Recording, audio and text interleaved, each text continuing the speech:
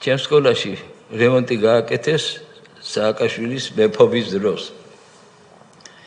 გავიხედე და მოდის კაცი და მეუბნება ამ დღეებში ეხლა სააკაშვილი მოვაო, ლენტი უნდა გაჭირა შენთან.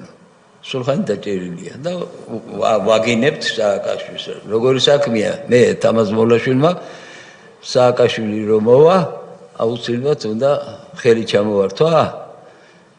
ვის არ თხოვე, იარაღი, რამე, ყველაფერი და იყო საშუალება რომ იარაღიც ამიღო და განწირული ვიყავი იმ დღეისთვის მე რომ მოვა და ხელს გამომიწოდეს ჩემ თავსაც და მაგასაც მიყოლებით მეთქი. იმიტომ რომ სულხანი არ იყო იმის ღირსი სააკაშვილისაგან. გადის ერთი დღე, ორი დღე, სამი დღე არა და მესამე მასებში თამაზ ქლებაძეა მესამე სკოლის დირექტორი. იმასაც რემონტი გაუკეთეს თაზო მეუბნება.